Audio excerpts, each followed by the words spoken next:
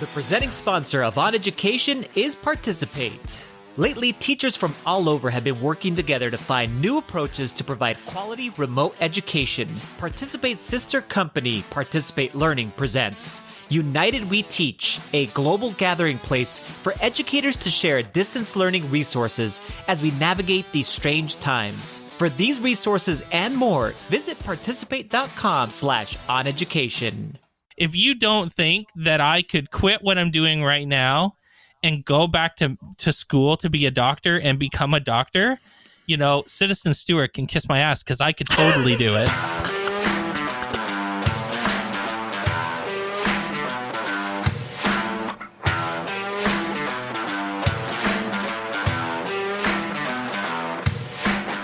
Welcome to OnEducation, part of the On Podcast Media Network. My name is Mike Washburn.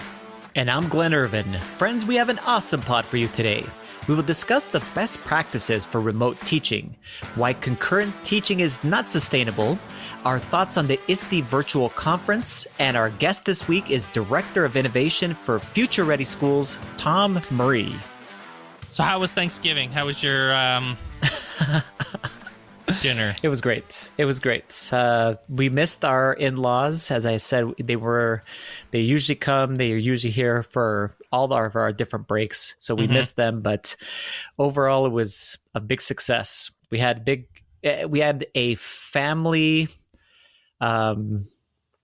We all contributed. That's what I'm trying to say, to the cooking. So that was great, because usually Nicole and her mom, especially, are usually the people that prepare the whole dinner, right? And we just come in and eat.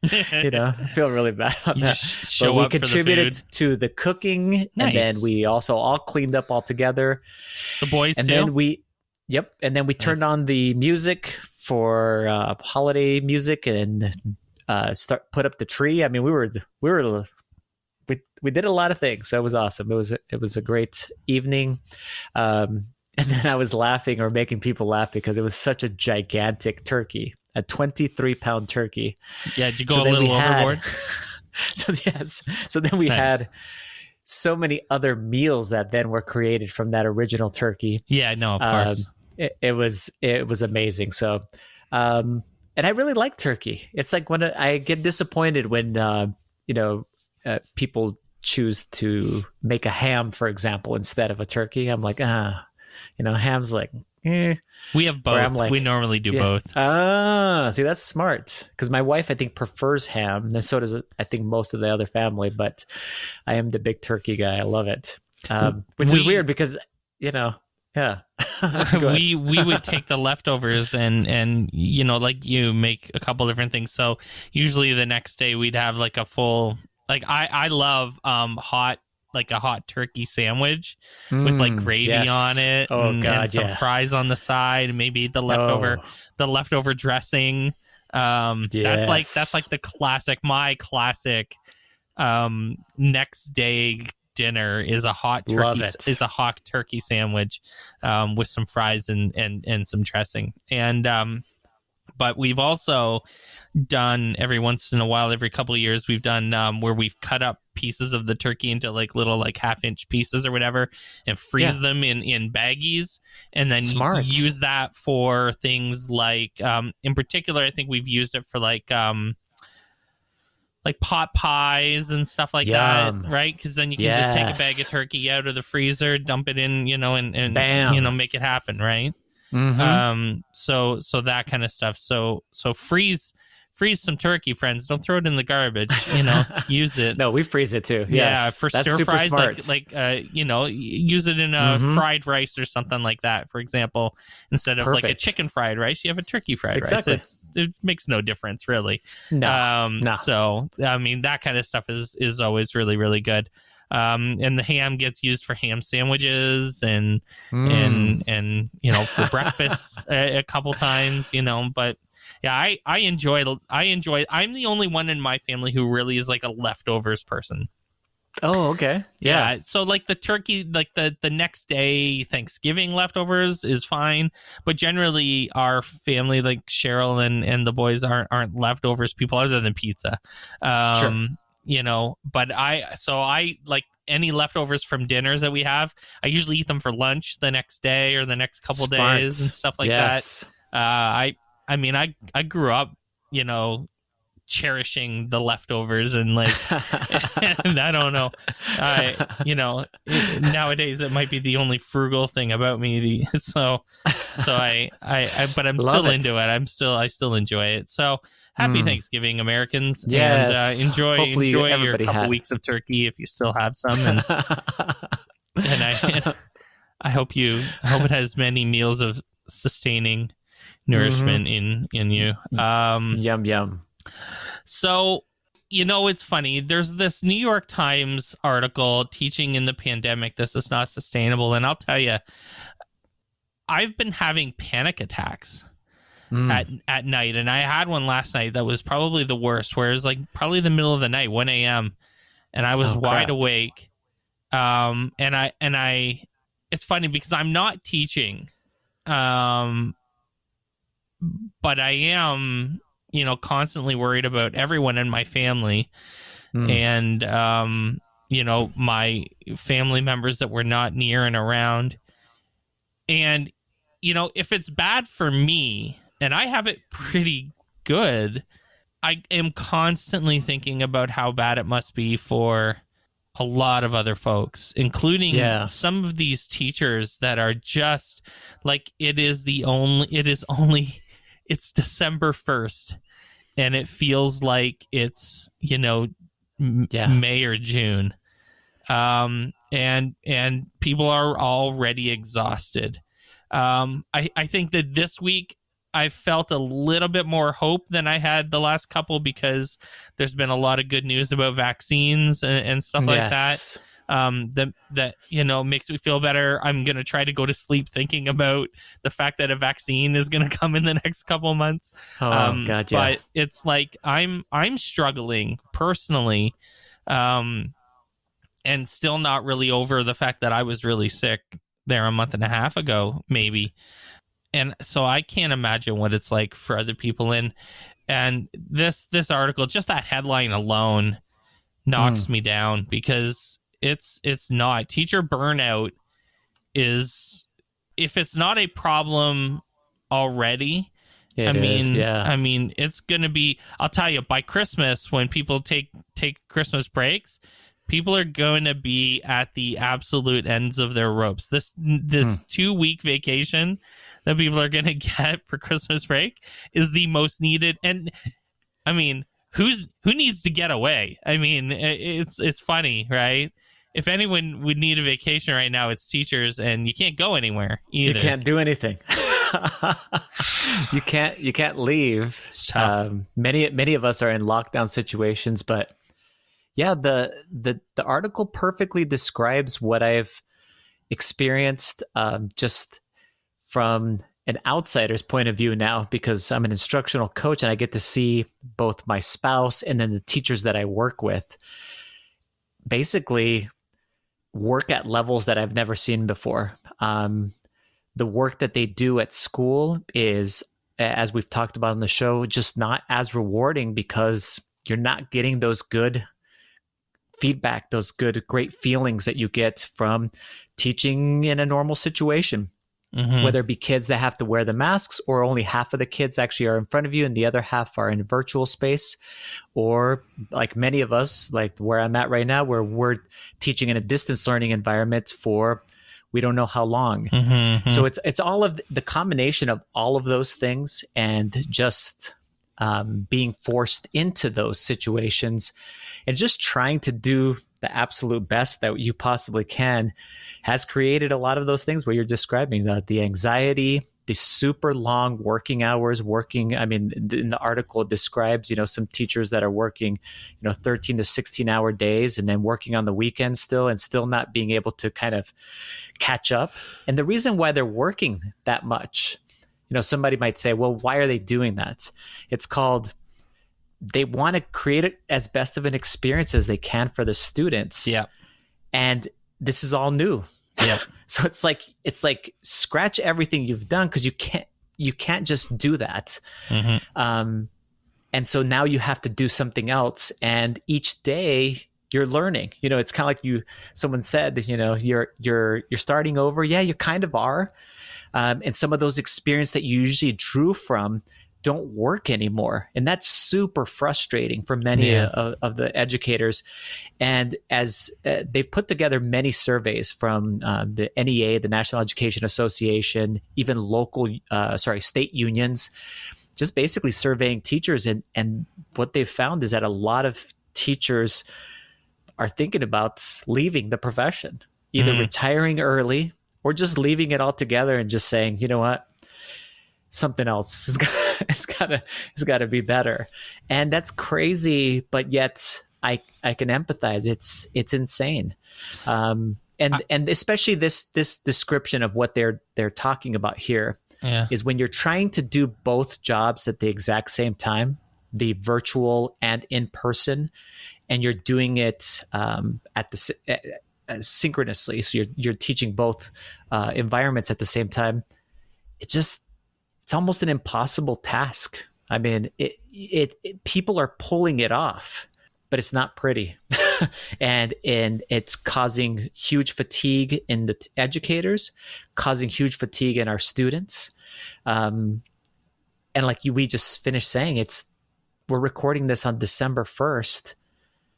We're not even close to the end of the school year. And it feels like it just continues to loom over us. But like you just said, Mike, we can hope for positive news, like a vaccine, different aspects of just different things to say, hey, you know what? If we can get to that point, we can do this. So, we can kind of, rally around that.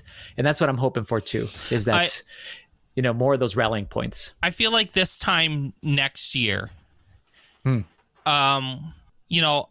I'll feel a lot better. I suspect that most, if not all of my family will get a vaccine. Cheryl will definitely get a vaccine probably fairly early in the whole process, probably by the summer, because she's a teacher. I suspect that they will endeavor to have all, teachers and children vaccinated by September in Canada. Yeah.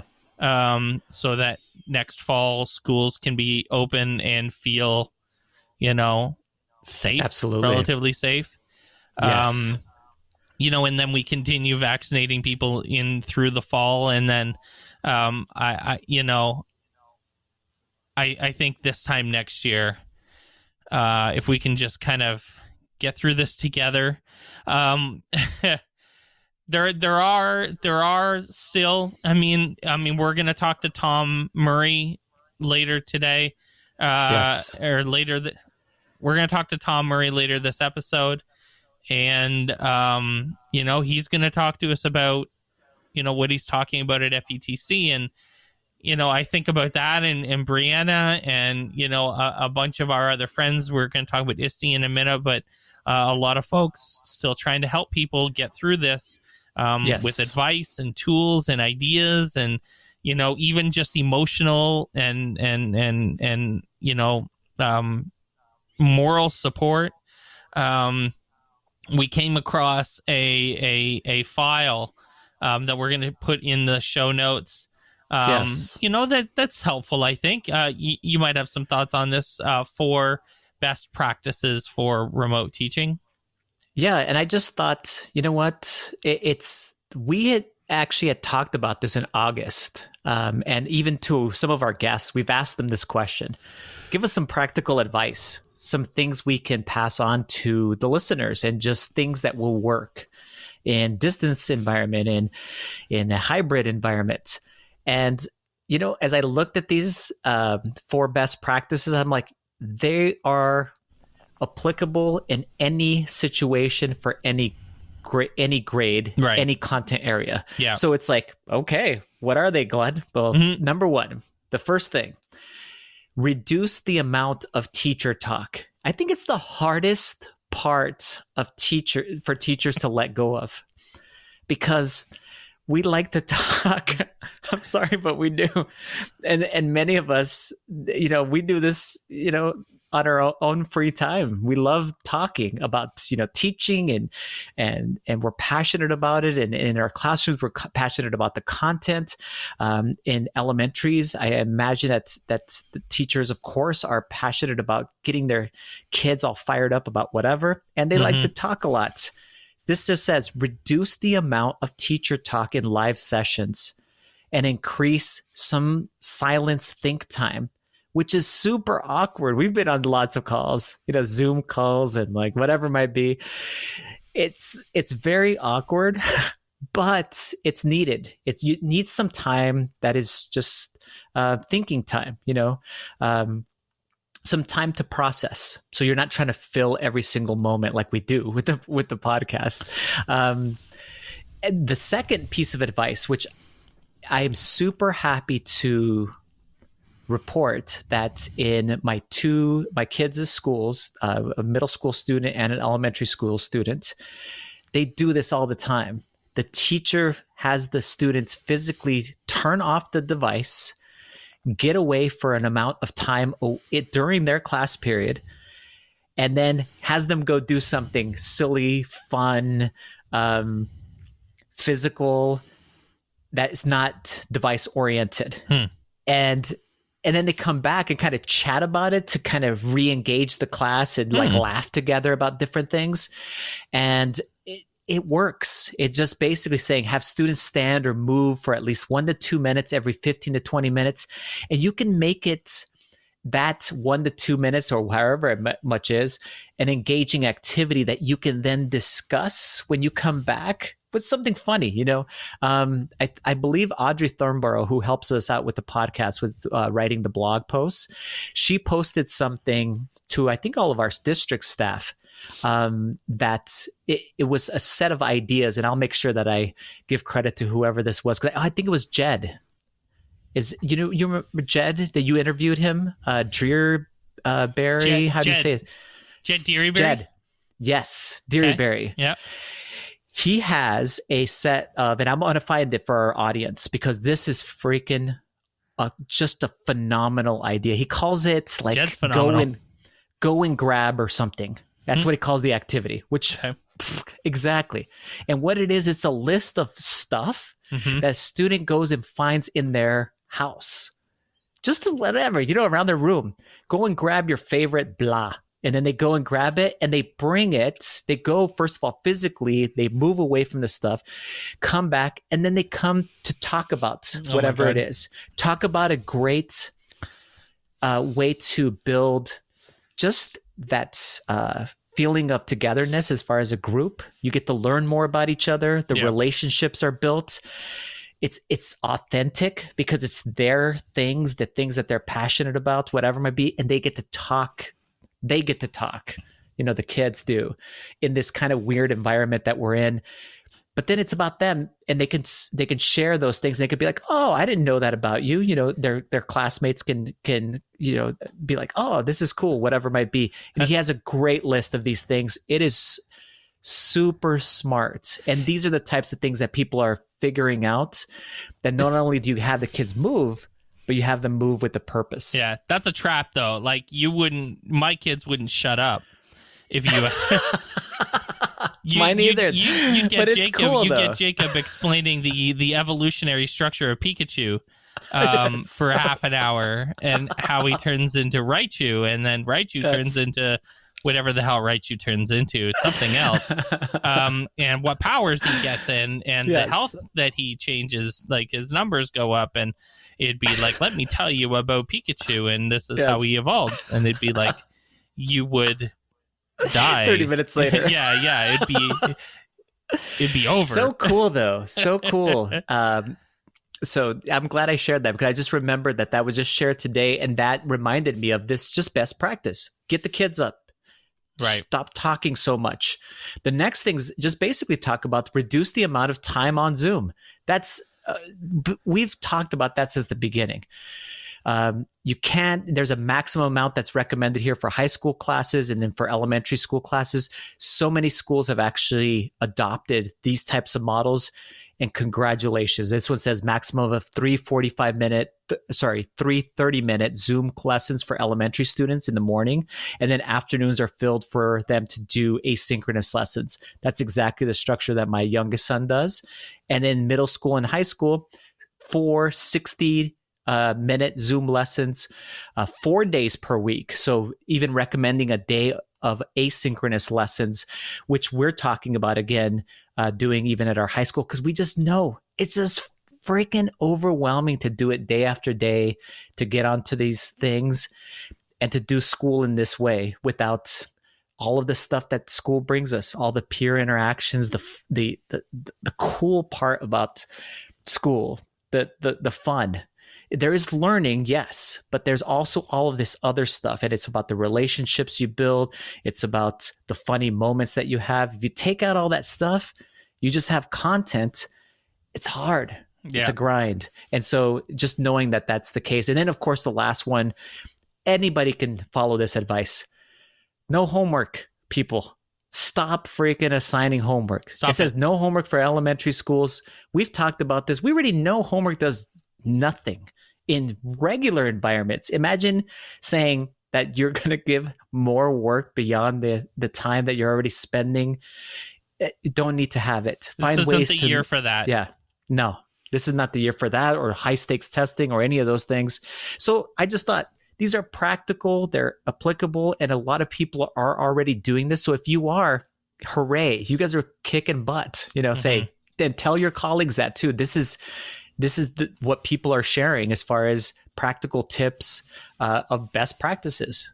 So thought made sure that we shared that on the podcast, and because it's things we can do. We can control these things. A lot of things we can't control. These are some things that we can.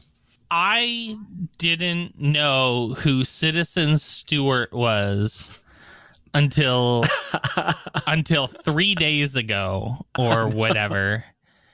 And now I cannot remove him from my timeline because he blew up teacher Twitter. Yes, he did. With his manifesto. It was a manifesto. And he called it 10 education truths. I hope the next president understands. And so he tagged Joe Biden in every tweet too. I thought that was interesting. And he also has the hashtag fishing. How are the children? Fishing. I don't even know what that means. It might be his own hashtag. And he's got a blue check mark, so he must be someone that he's legit. Is something somewhere. Yes. Who knows? Are there any of these that you... Okay, so I, at the expense of getting gone after a little bit... Sure, say one. Let's go. Which one are you agreeing with? I would say that there are threads of truth in a lot of these. Sure, I would agree. And that the biggest problem... So this is a thread of conversation, to be honest, that we've been having for a couple weeks, I think. Yeah. And that's that we all don't know shit. And the sooner we admit that, Glenn, the better we will all be. No one has the answers. This guy saying that these are truths is stupid and ridiculous. But almost as stupid and ridiculous is getting angry about these and summarily dismissing them. Okay? That's a good point. We don't know anything. We've only been teaching kids the way that we teach them now for like maybe 100 years. Maybe 100 years. Yeah. Our great-great-grandparents did not even probably go to school. At least not in the same way. So, to get enraged over this is a giant waste of your time. What isn't a waste of your time is critically examining the content of the tweets Money matters in education, but money properly spent matters much more. That's a good point. Tell me who has a problem. Tell me who has a problem with that. You know, anyone who's pissed off at that tweet is just pissed off about the whole thing and isn't seeing the forest for the trees. You know, because there's nothing wrong with that. Like, but what the he's follow-up saying sentence is really hot. Well, wait though. The way districts spend money on staffing, programs, and buildings is rife with inequity and waste. Okay. Rife is a pretty strong word. Yeah. Yep. But I don't think anyone can tell me that there are more districts doing this right than doing this wrong. I honestly, you know, am not sure that we heard so many stories of districts that were just absolutely, you know, handled the pandemic terribly. Mm-hmm.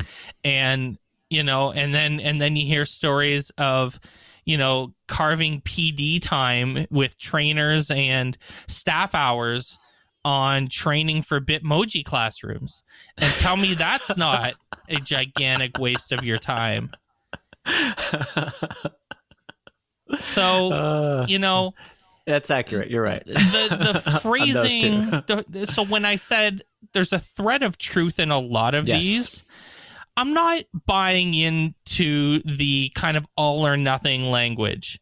I don't have to agree with the premise in its entirety to acknowledge that there's slight truths in almost all of these. Right? Like number 9, I agree with. I think it follows exactly what you're describing, Mike, where it says, yes, there are no silver bullets in education. I think we say that all the time. True. I think we actually said it last week, you know, when we're talking about technology or whatever it might be.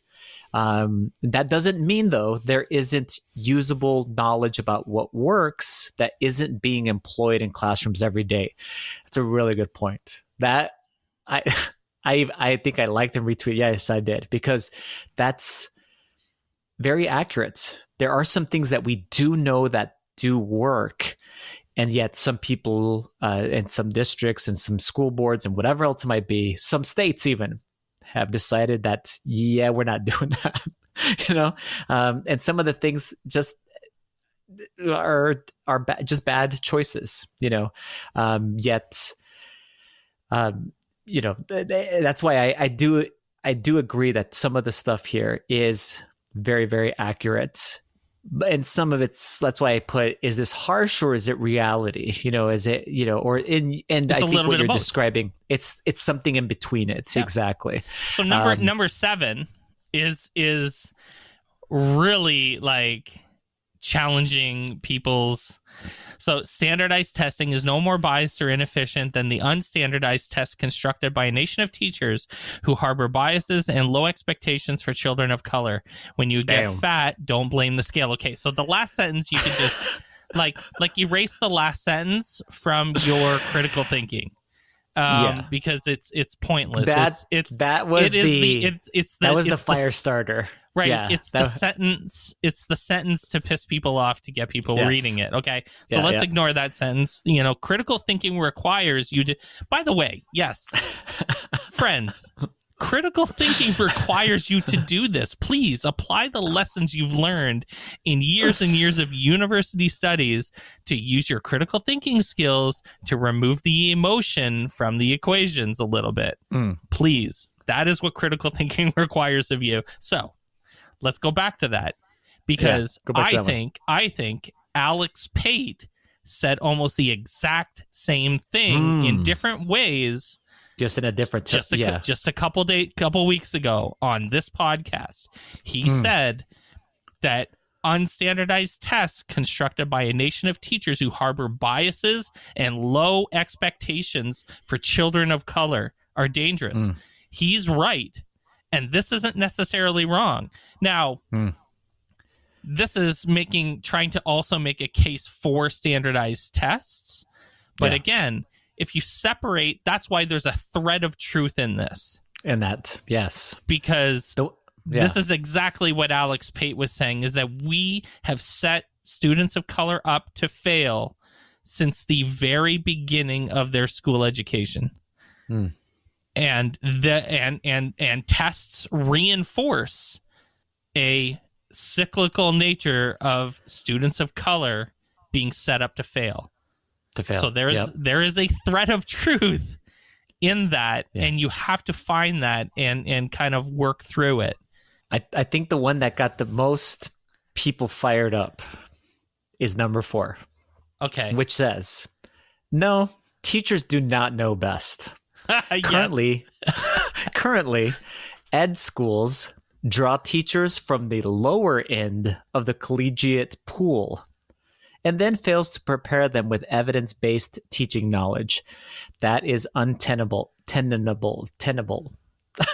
If I could even pronounce a word. I guess I came from the lower end of the collegiate pool. And oh boy, that's just, there's some actual, like you just finished describing, there is parts of that are true. And not everybody has had a great experience in their preparation, their education part of their college prep. So not their content based. So for me, it was Spanish, but the education portion, which for me was secondary education, was that optimal? Did that prepare me for example, student teaching? Many people that I talk to say that no, it didn't. Right. That it didn't do a good job. Right. That it was, that even I've heard, and I mean, it may sound harsh, but it's what a lot of us say, that it was a joke.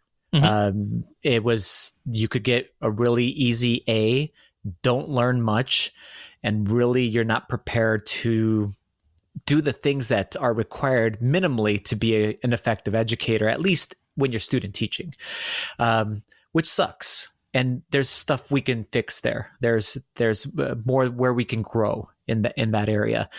Saying that teachers come from the lower end of the collegiate pool, though that may have been the case with me.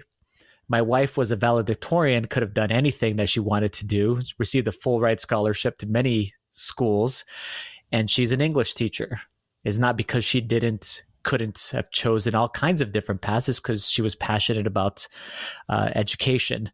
And there's many cases like that. And then there's everybody in between. There's the extremes. There's just like any profession, I think. Maybe not. I don't know. I know there's some professions where maybe it is only the higher end in academically, let's call them, that end up making it to there, And I know that there's this myth, that's the best way I can describe it, that you couldn't do anything else, so you went into teaching. And I think that that's total garbage. That's a way to keep teacher pay low. That's a way to keep the profession kind of like pushed down. It's a way to control the it's an agenda controller. So there's something there, just like you talked about before. But that one was the one that was like, whew, it hit some people hard. Number 4 and number 5 are the most annoying ones in the whole thread, because and in our team DM chat, I brought this up, and that's that number 4 says that teachers don't know best, and then number 5 says that parents know best, and I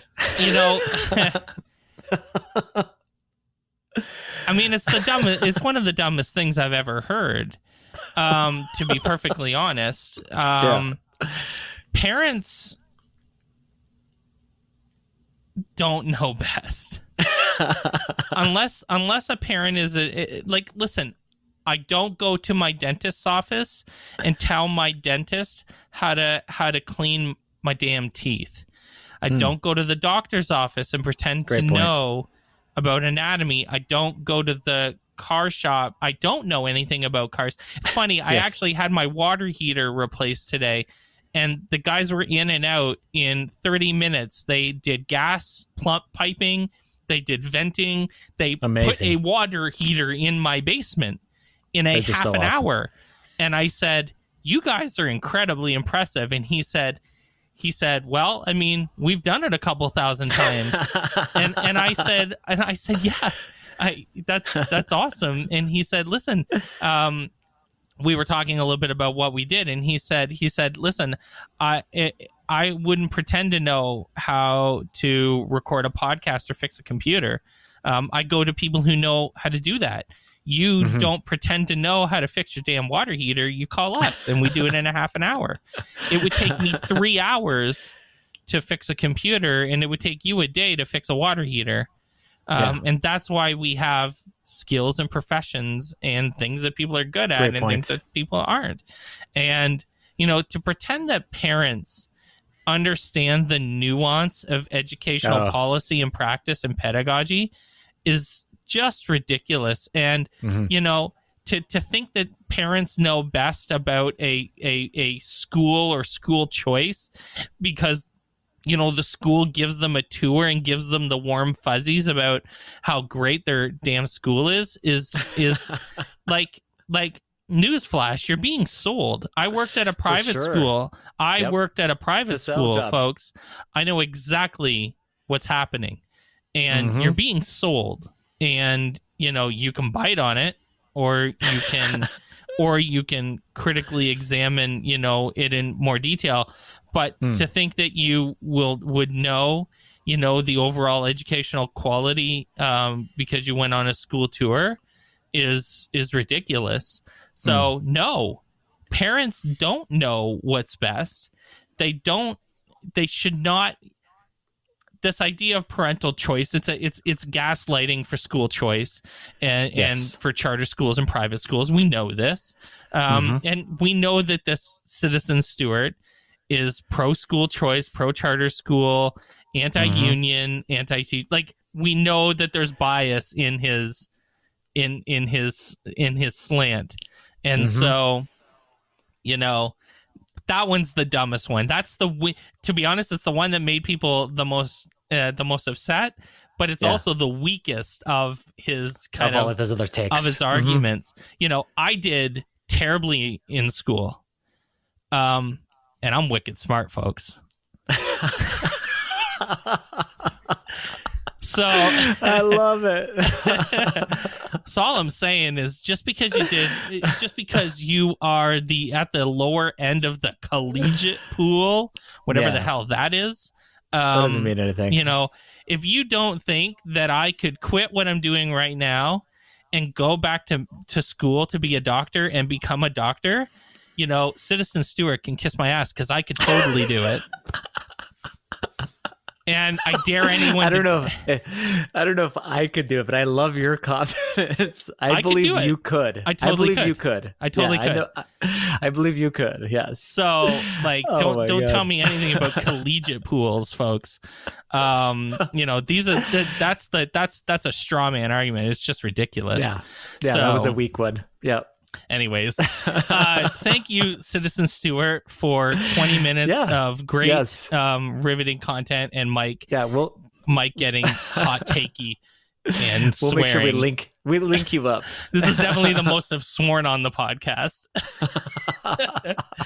We're letting things go around here a little bit. We're letting it fly right now. Yes. We only have a few minutes left, and I guess we should talk about ISTE. Yeah. So it's this week. It is this week. It is virtual. We are not in California. Sadly. So sad. That was supposed to happen this summer, dude. I needed it so bad, and I need it now. But we're not in California. Okay. We are all staring at computer screens. You will hear this probably after I have spoken at ISTE. I'm presenting tomorrow. Nice. With Mr. Isaacs. And then I'm speaking in Australia at a conference in Australia on the same night. I don't know how the hell that happened, but two conference presentations on the same night is really dumb, and not a good idea. But listen, have you watched or listened to any of this? I have not. I really just wanted to talk really quickly, just that I had wished that they had considered making it free. We have just last week, we were talking to Brianna Hodges, and she was describing FETC and how awesome it is and all of the things that they are providing, just like a normal conference, except in a virtual format. But understanding the situation currently and where people are at, where our teachers are at, and making it free. And I wish that ISTE would have done that. Really, actually, I wish for you guys too, Mike. I mean, for you, the presenters, all of you guys that provide the service that you do provide. And we've talked harshly about ISTE before in the past, where you can present. I don't know if people know this already, but I think we've said it on the show, you can present at ISTE and you don't get to go for free. No, you don't. And that is just so terrible in so many ways, because it's so expensive. And we talk about how expensive these conferences are. And this one specifically is expensive.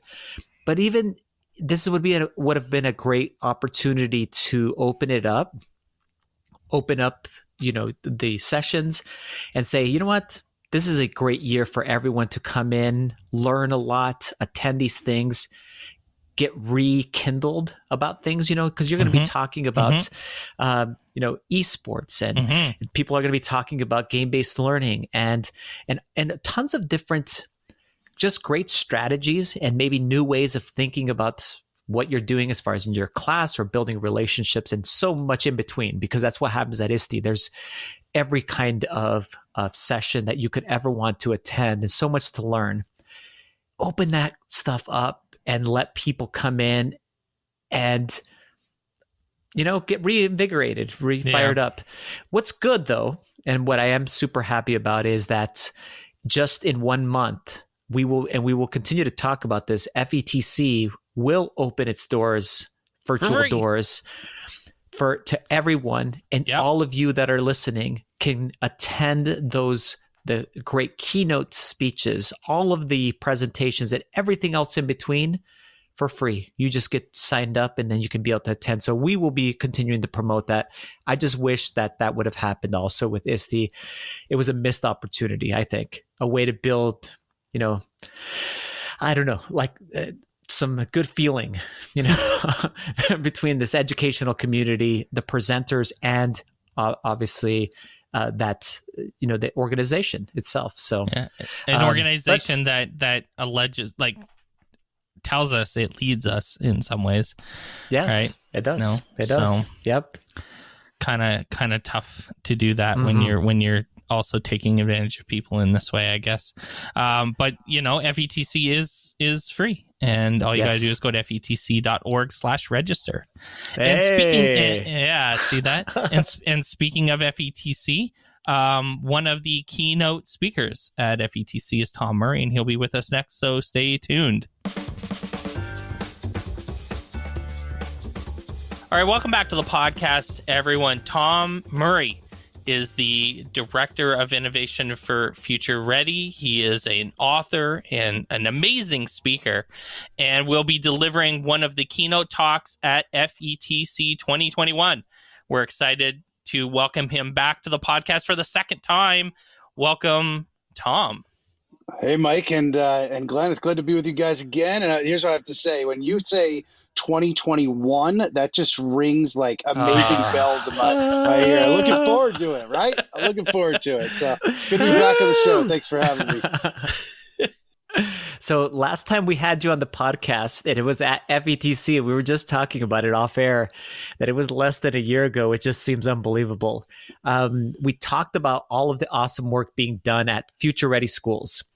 And as I went onto you guys' website, I was super excited because you also described the work that you guys do with Future Ready institutes. And now you're going to have one, possibly face-to-face, but maybe in virtual space. I'm not sure exactly how it's going to work, but it's going to be based in Rochester, Minnesota, which I'm near. It's right in my neck of the woods. But for those that are not familiar, can you tell us more about your Future Ready institutes? Future Ready, we are a bipartisan, nonprofit, equity-focused organization. We raise money every year to be able to do what we do for free for school leaders. We recognize that if we were to charge money for the events that we do, the things that we do virtually now as well, we recognize which districts would be able to attend and which districts would not be able to attend. And as an equity-focused organization, we will do our best to raise that money so that districts don't have to turn that over. So the events that we do that you're referencing are really, they're 2-day events. We bring in people that are advisors of ours. It's very grounded in the work. We have over 50 advisors, so our principal strand is led by 20 current practicing principals. So it's very grounded in the work. It's not your typical 50,000 foot DC. We do things also very differently. A lot of times here we are talking about FETC, which is one of the greatest conferences out there. I've been doing FETC for probably a decade now, but our events are very different, and not only being free and having a happy hour at day one, but not only being free, it's that we encourage teams to come. And part of the reason we encourage teams to come is we recognize if you're one person going back to your districts trying to implement systemic change, that's really, really difficult for sustainability and to happen. So, we encourage superintendents. We get a lot of superintendents, assistant superintendents that are bringing principals, instructional coaches, and all the different realms to be able to then have a team to go back to build capacity and do it. We're not naive in thinking a 2-day institute changes everything in a district. That's not our viewpoint.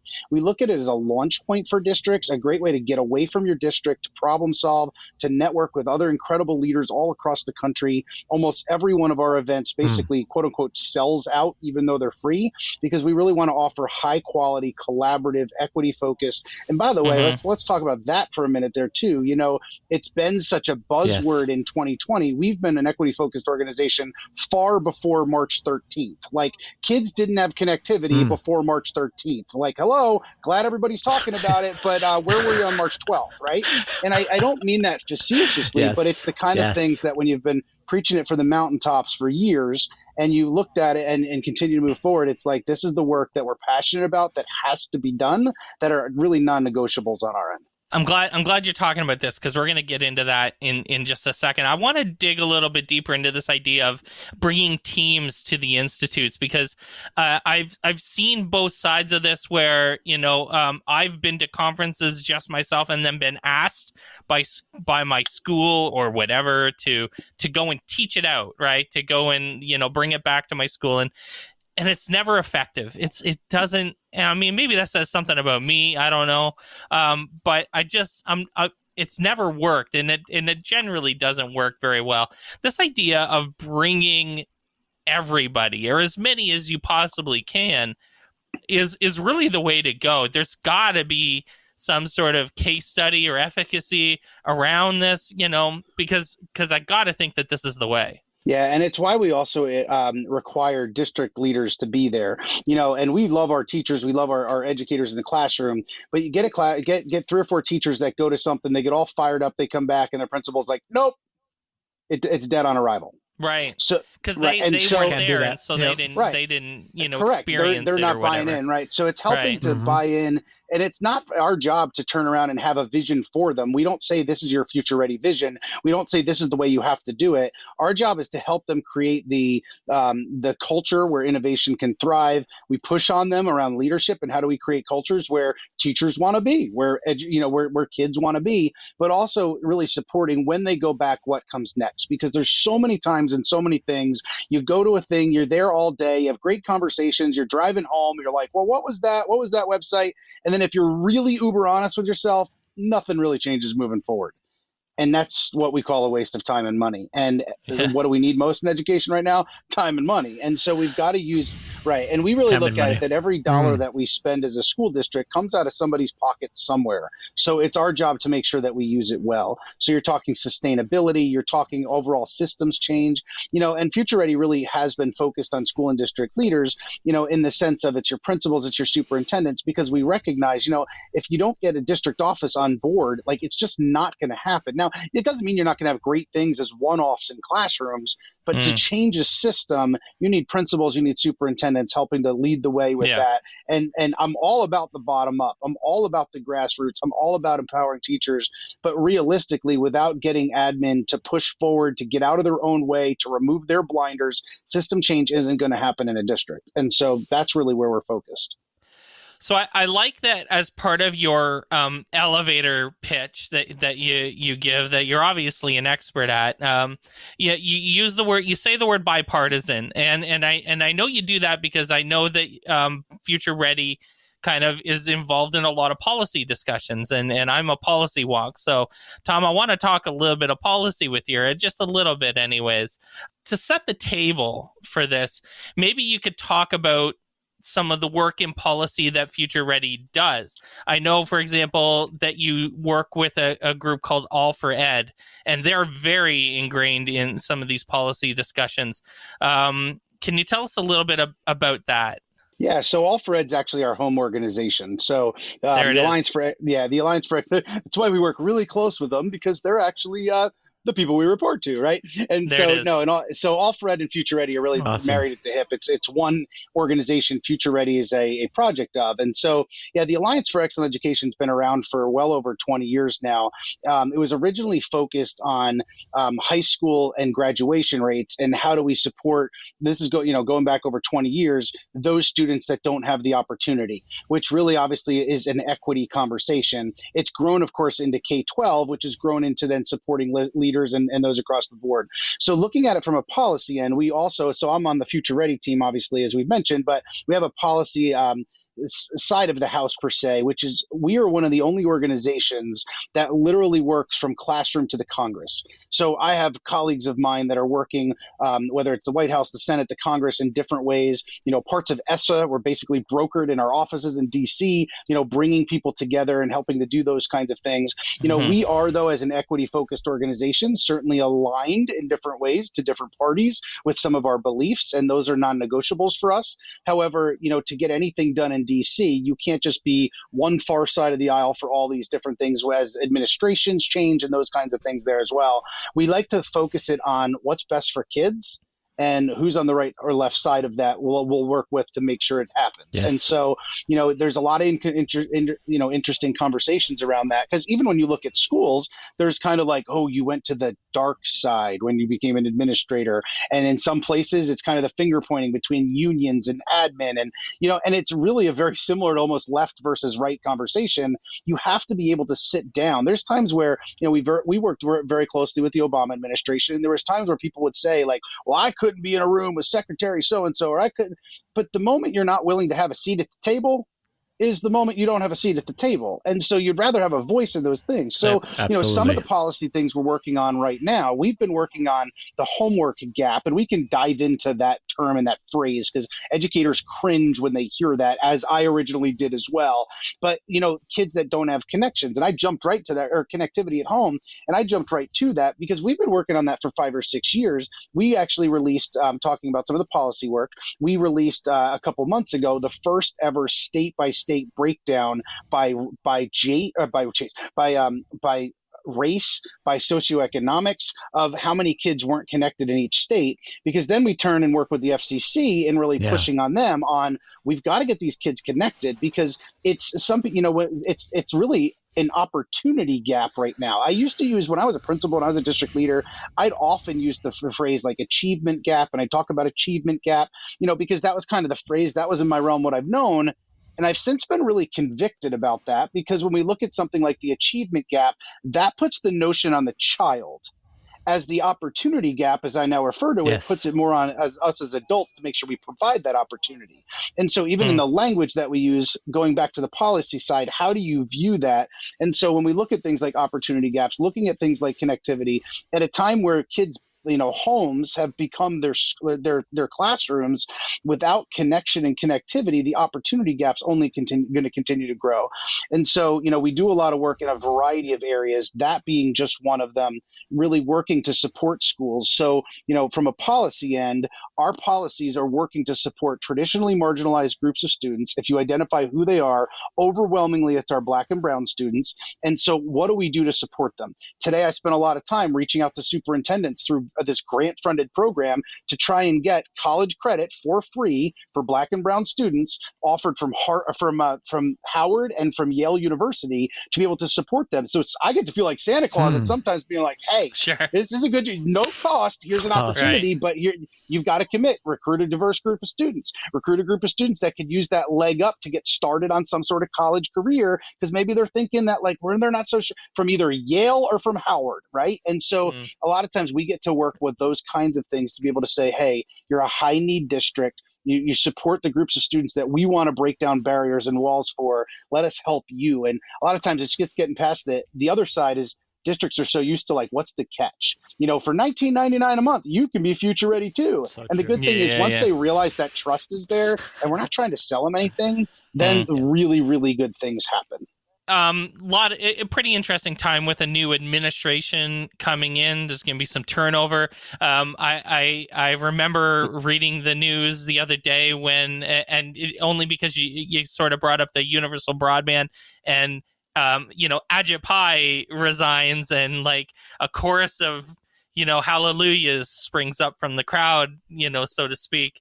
I suppose because I think he's been a in the way of some of that probably. And Jill Biden, Dr. Jill Biden, the first lady, is an educator, and she's been showing a lot of love to educators on social media. And one of the consistent topics for her seems to be, this idea of universal broadband, of equity as it relates to the internet and access. And it looks like this is a policy position that her office is going to actually pursue, which is, unbelievably exciting. And, all of those tweets that she sent over the last couple of months have been met with again, hallelujahs from the teachers on Twitter. What do you think it means, Tom, to have a real educator this close to the Oval Office? And what do you think it would mean, if the Biden administration truly engaged in the issue that you've been, working for years to provide universal access to the internet? Yeah, well, having a lot of connections to the transition team and to those at the FCC. So it's interesting. Let me bring it back a little bit. You mentioned the FCC. You mentioned the article, with Pai stepping down. And it's funny because, I saw on one news site today, like, Republicans won't continue to control because he's stepping down. So here's the follow-up. Anytime there's a Democratic president, the Democrats control the FCC. Yes. On over one vote. And so you have to understand, that's just the way it works. So, yeah, of course, in an election, the Republican steps down. That's that. It's not like it's funny because it hits it as major news of see, they're stepping down. This is great. Mm-hmm. Well, no, that just is going to that's the protocol. So that's when Obama was in office, right. And that's the way it is. So I think there's two things there. I'm not sure who's going to be the commissioner of the FCC. There's talk of Clyburn. There's talk of Rosenworcel. They're both wonderful. Know them both, and we work very closely with Jessica Rosenworcel's office, I should say. She has been the proponent for the homework gap. She coined the term homework gap every day on social media. She is sharing this stuff out. She is an amazingly brilliant lady who, whether she's the commissioner or not, will continue to push it. So it does put the homework gap piece out there. She's been a big fan of the FCC and or Congress stepping up to do it. The problem with it is obviously local school districts can't afford to do it. And a lot of times we're looking at it as this last mile. How do you get, I work with educators, say in Alaska, and you've got these remote islands out there that who's going to run broadband fiber to these? How do you do that? Right. I actually have a lot of hope in looking at some of Elon Musk and SpaceX and some of the things that are happening there. And I know that sounds, people have laughed when I've said that, but I'm you've got to think differently. And when you start looking at it from satellite, well, that remote island in Alaska becomes very feasible, but nobody's paying $1 million to run fiber to 3 houses. Nobody's doing it. Right. And so when you look at the traditional way of thinking and doing it, I think we need to look at every option. Congress absolutely has to step up, especially because of the pandemic. We've reviewed all of the different, the CARES funding and all of that. We've been part of weighing in on a lot of that stuff. Doesn't mean it remotely was where we thought it was going to be, or we hoped it was going to be. With the new administration, I think we've got to look at that. There's talk of a very large stimulus package. And now that that's shifted, that will become more of a priority. Another thing that shifts. So one of the pieces when Obama was at the end of his term and looked at it was this program around Lifeline. And to me, that's just as important. So Lifeline's actually been around since the 80s. People during the Obama administration, you'd hear people say things like, oh, that's the Obama phone. You're poor, so you just get a phone. And it's actually been around for a long time and through bipartisan support. What we worked on prior to the Trump administration was lifeline modernization, similar to E-rate modernization. We worked on it as well, lifeline modernization. So essentially, that was originally the premise of that was to give that idea of like this phone stipend for single moms, for those people that needed it, whether it was for safety or whatever the case may be. But in a modern world, it's got to go past that. So we said, well, if we took the same stipend, and other organizations have as well, and really pushed for, what about allowing them to use that for broadband access at home? And there's a lot of times, a lot of people that would qualify for it, but for them, maybe it's a pride thing. Maybe they feel like they don't want to take it up, but they could certainly qualify it, but it could also support that at home. So I really believe we'll see Lifeline come back on the table as well. When Pai took over, he then basically comes through to the other way. And so Pai said, no, that's more of a state thing, not a federal thing. And there was a lot of movement, a lot of progress with that. But what it's going to do is, again, support those people that need it most. So we'll see that come on the table there as well. So I think we'll see it going back to your, and Mike, I didn't even remotely answer your question about Dr. Biden. Yeah, absolutely. Like, when first of all, trying to say this with a straight face, but having an educator like run the U.S. Department of Education, like that's a pretty noble idea, right? Nobody's going to nominate Tom Murray to go oversee doctors. Nobody's going to nominate Tom Murray to go oversee lawyers. Why? Because I have no experience with that. Don't nominate right. me because I'm not qualified to do that, right? So yes, I know Biden pledged. One of the things he said is, he pledged to put a teacher in there. I think people have misconstrued that a little bit. As much respect as I have for teachers, I would hesitate taking a second grade teacher and making them U.S. Secretary of Education. As much as I love my teachers, it's a very different world, right? In some places, and working with so many states, we've seen people, the most extreme I've ever seen it go is from literally like teacher to state Secretary of Education. It's happened a few times in places where they've been voted in, like heavy union support. That's a massive shift from going to like, I write lesson plans to like, all of a sudden I'm in charge of like everything Policy. In a state, right? And I would never want anybody to misconstrue that as Tom Wood doesn't want an educator there. I absolutely do. I would say find a superintendent of color of a large urban district. Why? They understand policy. They understand what it's like to work without any money to be able to do what they need to do. They understand what it's like. And to me, it's going to be somebody like that. I also wouldn't be surprised if it's a higher ed pick. Hearing some rumblings, it could be somebody like that, like a well-regarded university president that also has K-12 experience. One of the things people often forget is the U.S. Department of Education also oversees higher education. It's not just a K-12 piece there. And so I wouldn't be surprised on that there as well. But I know for a fact, and knowing a lot of the behind-the-scenes pieces to some of those, as do other people that work closely in the realm that we do, this administration is absolutely pro-education. Having Dr. Biden there is a brilliant thing for educators. I think we need to be careful in some of the pieces, saying, like educators need to be, we need, more money for educators, all these pieces. And I totally agree. Like everybody that is in education would agree, like people deserve to be absolutely well paid in all these pieces. The difficulty is, like, when have we ever seen, like, here's all this federal money to go pay teachers more and keep the sustainability of that? So like, it's easy to say, here's what we want to see. Show me the changes 2 years from now that have happened. Show me the changes in supporting teachers that have happened. Show me how educators who actually understand the system, have led schools, taught in classrooms, are helping to influence policy. And people say, like, now we're there rolling forward, and so with that, in the Obama administration, I worked really closely with Secretary Duncan when he was there. He was an educator. He was a superintendent of Chicago Public Schools. One of the things I respected about him dearly was, like, he was in schools literally every single week, all the time, alongside teachers, kids. He had lived it. He had been there. Now, did every educator agree with all of his policies? No way, no chance. Right. So it's understanding, and part of that role, too, that people will always have different viewpoints. There's so many aspects of things in education that no matter who you put in that office, a big part of education is going to be like, that's the wrong choice. And a big part of education will be like, that's the right choice.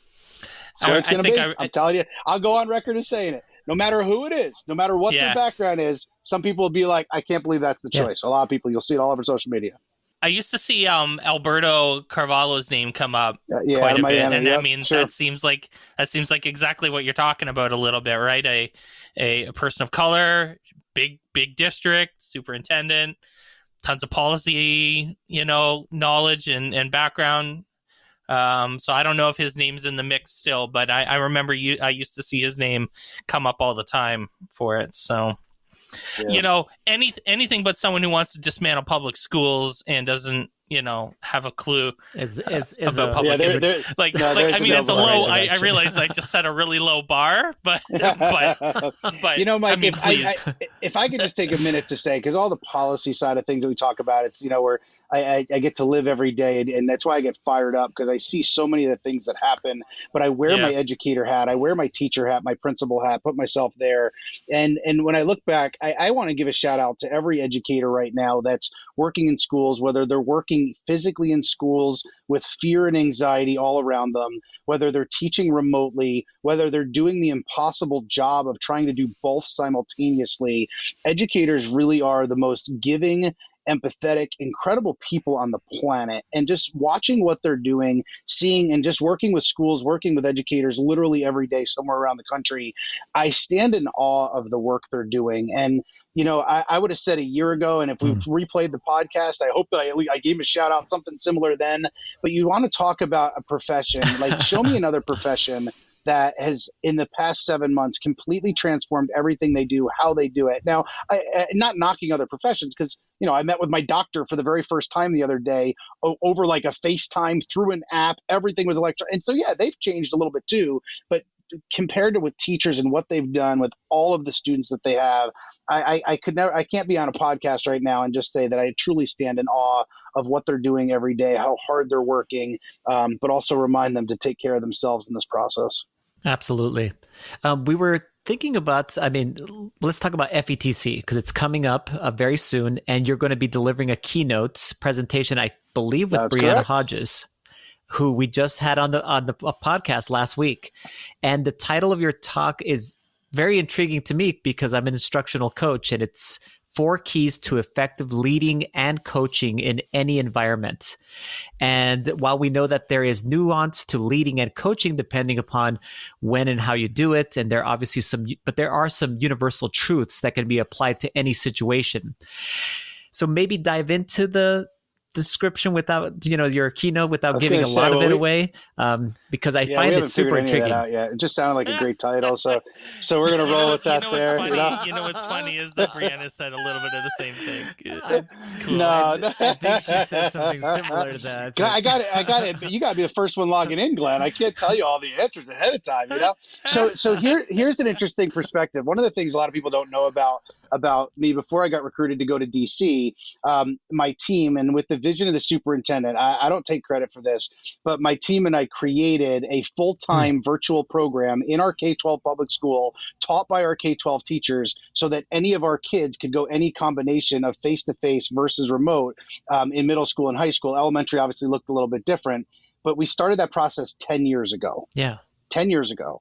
And so watching I've got the scars of, and so it's interesting because I'm getting a lot of people reaching out being like, didn't you start your own virtual program, like taught by your own teachers, to scale it? And we did. We started that 10 years ago. And so when we look at that, I've been there, I've done that, I've led that, I've supervised in a fully virtual full-time public school environment where some kids were face-to-face, some kids were remote. Teachers were actually teaching both. So a lot of my teachers were doing face-to-face for 4 periods a day, a virtual class for the 5th period a day. My goal of multiple things, number one, is you can come to our public school, K-12, do it full-time virtually, graduate with our diploma. Amazing things were able to happen. On one hand, we had a semi-pro snowboarder who every year would disenroll second and third quarter. Well, guess what? Now she stayed with us and she just went virtual those periods. Every girl that got pregnant during that time that I was there, every single girl that got pregnant, she was able to graduate. Why? Because it wasn't like, sorry, you've got to be home, can't come to school. Right. And every one of them graduated. Yes. Why? Because we said, well, let's meet our needs a different way.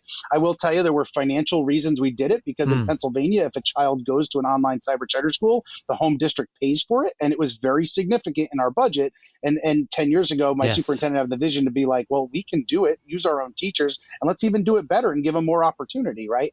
And so I share all of that background. Awesome. And having had the conversations on like, what's engagement online look like? What does attendance look like? I'm like reliving 3 years of my last 3 years there, because it's so many pieces. Now I share all that to say, doing things remotely and doing things in person, there's a lot of similarities and there's a tremendous amount of differences, right? And so helping to look at this keynote, all of that to premise the keynote of, there are some universal truths that no matter what environment we in really have to be core to those beliefs. And so when we look at things around staying focused on our why and our purpose, it is so easy in our world as a human being to start to say like me and my and I a lot more frequently than we and our and they, and really getting back to like, why are we even doing what we're doing? What's the real purpose of this work? And when we look back, let me give you an example with that. When we look back at the pandemic and we go back to that March 13th date on that Friday, you know what I didn't hear back when the pandemic started to hit? I didn't hear that week people being like, well, what about the math benchmark next Wednesday? Like, what about your gut? I didn't hear that. So you know what I true. heard? Do kids have food? Do kids, are they safe? Yeah. Do they? So I never want to say like silver lining of the pandemic, because nobody would choose this. But what I wanted to say is that COVID has reforced us in many, many places to refocus our priorities. And many districts have refocused our priorities when we start to say like, maybe we should really look at access like we've talked about. Maybe we should make sure of like our kids are fed and those kinds of things. Maybe we should care if our kids are fed in the summertime, because all of a sudden they still have to eat when they're not with us in July and August. And so it's really helped us refocus our priorities on those pieces. And so when we look at it from a keynote end, whether we're remote, whether we're home, when we think about leading, when we think about coaching, what are some of those universal truths? That being one, equity also being front and center here of, does all really mean all? Or does all mean it? Or do I say all, or do I say equity like when it's convenient? Right? Are we talking about like, oh, those kids? Well, in this building we can, do we really mean all is all? It's so easy to say the right things. And I think we've thrown out a lot of those kinds of things over time. And then we walk in and then, okay, like, well, why is there vast disparities in our discipline data? Why is there vast disparities in our demographics, but then in our AP courses? Like, if all really means all, like, why are they so far off? Like, why are, and we look at those kinds of pieces there. And so we'll dive into a little bit of the equity side of things there as well. I think part of it, part of what I'll share in the keynote as well, and I'm only kidding, Jennifer, if you listen to this, I'm only kidding. We've been all over. We've been planning every hour of every day, Jennifer, for our keynote, just so you know. But in all seriousness, one of the things, because Womble's listening. So. And a shout out to her. She's not only one of the best conference leaders, like putting it all together. I don't know how she does all. She's also one of the greatest people on the planet. Such an amazing mom, such an amazing educator. Getting to know her personally, she's just an amazing, amazing person. Shout out Jennifer if you're listening. But in all seriousness, the other thing that I'll mention here as well, one of the things I talk about in Personal and Authentic in my last book is really around the hidden stories within. I tell part of my daughter's story in that, her medical journey, some of the things that are on her heart, some of the things that cause her a lot of anxiety as a child growing up with very severe food allergies, to the point of, every single thing that she eats, we've got to double check, triple check, to the point of we've almost lost her 3 times because of some of her severity of allergies. But I share, for instance, part of her data. And part of the way I often set it up when I'm working with educators is I'll put her data on a screen and they won't know it's her. And it's, in 14 months, a child has 35 absences. In 14 months, they've been tardy 20 times. And then what I'll share is something along the lines of like, all right, tell me some judgments people might make. Give me some judgments. And I've done this in a room of 2,000 people walking around a room. Give me a judgment. And here's what you hear. You hear things like, maybe she's pregnant. Maybe there's drugs. Maybe she's taking care of other kids. Parents don't care. Parents are disconnected. She's probably academically low. All the judgments that we naturally make. And then I go through around the room and then I said, let me tell you the next part of the story. Yeah. That's my daughter. That's Tom Murray's kid. And the room goes silent. And then I start to talk about, well, what if I told you what it was like the night she was 10 months old, when we had no idea moments before, but something she was definitely allergic to happened to get on her hand, called sesame, and hummus it was in, and she rubbed her eye. Like, what if I told you as dad what it was like to watch her at a minute and a half gasp for air and start to pass out and not be able to breathe? Like, what if I told you, as dad, what it was like driving to the hospital literally 100 miles an hour, like praying to God to save my child because she couldn't breathe? And like, what if I told you that moment of what it's like carrying your like almost lifeless baby into an emergency room, screaming for an EpiPen, and tearing part of that story? And then saying, like, what if I told you every single one of those 35 absences that I just told you about She was 2 hours from our home undergoing food allergy therapy. And by the way, every time we went, she'd say, Mommy, I really wish I could be in school today. Daddy, I wish I really could be in school today. And as I tell part of her story, here's a little girl that's been hospitalized multiple times for literally a seed of sesame, one seed of sesame. But at the same time, now she eats the equivalent of 4,000 seeds every single day because of the food allergy therapy as the first child in the Northeast. I share all that because number one, it's uber personal as dad. But number two, you can't see that when she walks in your classroom. You don't see that story on her heart. You don't see what it's like. In the past month and a half, we've had 2 nights, because she's now undergoing it for tree nuts, 2 nights where she's gone into anaphylaxis. And that's a mental struggle where we've had to administer EpiPens at home, and it's controlled, and we're very well versed on it at this point. I share all those pieces because it's the hidden stories. It's the stories that we all have, the 3 of us have, before we logged on to record this podcast, that were on your heart. And maybe they're super jazzed up. Like maybe this weekend's coming up, it's your anniversary or something. You're super jazzed up. You're all excited. Nobody else around you knows. But maybe you're listening to this today and you're struggling. Maybe you're looking for hope and opportunity, because last night for you, it was one of those nights for your own teenage daughter that was a real struggle for you. And it's those hidden stories, and it's helping people understand that every child that logs on to our Zoom meeting or Google Meet, whatever it might be, every child that walks in our classroom, and in the same sense, every one of our colleagues has stories on their heart. And the reality is we won't know them all. So how do we make sure we lead with an empathy lens? And so the hidden story piece and leading with an empathy lens absolutely ties to equity, absolutely ties to our why, our purpose in the work. And those are some of the themes that we'll really talk about diving in as we work with people, because we cannot forget our work is not data is an important aspect of our work. It gives us a snapshot, but kids aren't numbers. And we need to be really, really careful of some of the conversations that we've had in data team meetings and that stuff, where we start to look at kids as they walk by as like partially proficient, distinguished. And man, if we've got the wrong lens when it comes to this stuff, our work is about people. And we need to make sure that no matter where we are, how do we help people get a little bit better every single day when we're coaching them? How do we help our kids believe in themselves and continue to get a little bit better every single day? And how do we create environments where people absolutely want to be? You shared that last time, or a piece of that story last time, and it's as powerful hearing it again. How can people connect with you, Tom, online, and to have further conversations or ask you questions about this wonderful keynote that you're about to deliver? I appreciate that. So first, I'd say the website, thomascmurray.com, has all the offshots of that. So Twitter is Thomas C. Murray, Instagram is Thomas C. Murray EDU. YouTube is /Thomas C. Murray, and Facebook's Thomas C. Murray EDU. Why the difference between the two? Yeah, somebody else got it before I did, so I couldn't keep them all consistent. Drives me a little nutty, but go to the website. They're all in one spot. Would love to connect with people. My goal is to always try and respond, reconnect with people. If I'm going to talk about being personal and authentic, if I'm going to talk about connecting, I really believe I've got to model that as well. So I'd be honored for people that reach out. Always an honor to connect with educators. So just a reminder, friends, FETC 2021 is a free virtual event this year. And all you have to do is visit fetc.org/register and join the thousands of others who will register to learn with amazing educators like Tom. Again, head to fetc.org/register for your free, I'm going to say it again, free. Mike, pass. Did you say free? Did you say free? Because a lot of conferences out there right now that aren't free. You said free? Hey, Tom, FETC, it's free this year. It is truly unbelievable. Yes. Tom, thanks so much for joining us. Thanks, guys. Appreciate having me on. Look forward to seeing everybody at FETC. Thanks for listening to OnEducation. My name is Glen Irvin. My co-host is Mike Washburn. OnEducation is part of the On Podcast Media Network. You can listen to this show and many others by great educators like Monica Burns, Mike Matera, Tisha Richmond, and many more by visiting onpodcastmedia.com. Want to get in touch with us? Check out our website, oneducationpodcast.com. You can tweet us at oneducationpod. Mike is at Mr. Washburn on Twitter, and I can be found on Twitter at IrvSpanish.